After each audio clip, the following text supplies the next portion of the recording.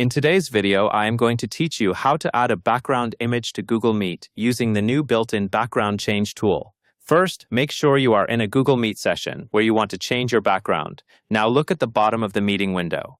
You should see a menu with several controls. Click the More Options menu, the one with the 3 vertical dots, and give it a moment to open the panel. Choose the option called Apply Visual Effects, Backgrounds and Effects.